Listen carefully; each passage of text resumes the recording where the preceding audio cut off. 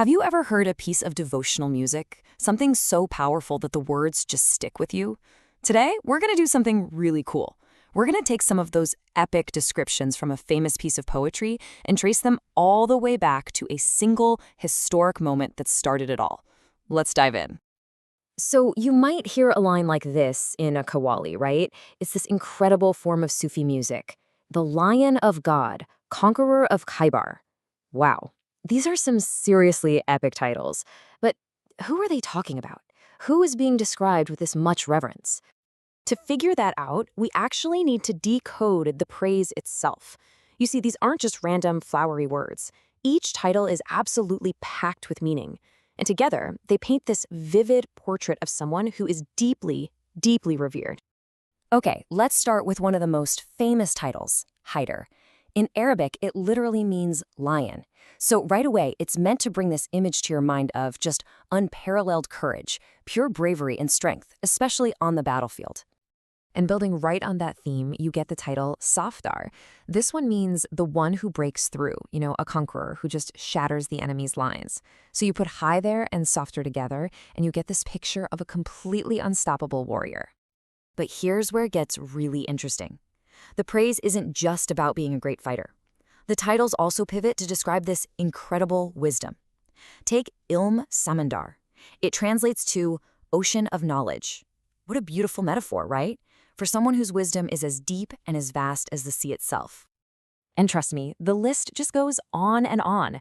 The poetry calls this person a saintly figure, a cherisher of his people, an enlightened soul, a master and a leader. It's a complete picture, covering everything from spiritual depth to compassionate leadership. So this brings up a huge question.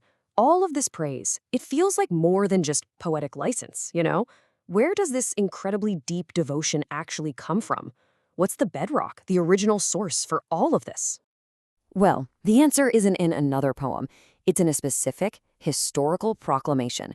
To get to the bottom of it, we have to go back in time to the original statement that inspired centuries of art and faith. This is it. This is the phrase.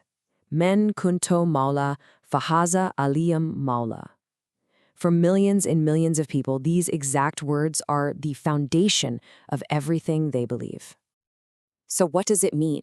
The translation is, whoever I am his master, Ali is also his master. And this is a proclamation attributed directly to the Prophet Muhammad. The key here is that it's seen as a direct spiritual appointment, a transfer of authority. Okay, so now we have our two main pieces of the puzzle, right? We have the elaborate emotional poetry of the qawwali on one hand, and we have this foundational historical proclamation on the other. Now, let's connect the dots and see exactly how one gives birth to the other. You can really see it as a chain of devotion. It starts with step one. The proclamation is made, establishing Ali's spiritual status. That leads to step two. A legacy is forged as this statement becomes a cornerstone of faith. And that, finally, brings us to step three. That devotion finds its expression in art, in the very music we were talking about at the start.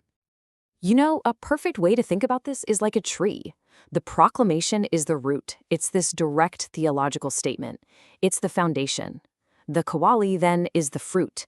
It's the emotional, artistic, beautiful celebration of that belief. One is the core idea, the other is that idea being sung out for the whole world to hear. So this connection between one single declaration and this huge, rich artistic tradition, well, it reveals something really powerful about how faith and history are passed down through the generations. So what's the big takeaway here? Well, first, that devotional art, like qawwali, is almost never just art. It's often theology set to music. Those amazing titles for Ali aren't just poetic flair, they're direct expressions of belief. And that belief traces right back to the Kunto Maula proclamation, showing how art can become this incredible vehicle for faith and history. And that kind of leaves us with one last thing to think about. We see this pattern everywhere, right? Across all kinds of cultures and faiths. So the bigger question is, how does art, whether it's music or a painting or a poem, give a voice, a shape, and an enduring life to the things we hold most sacred?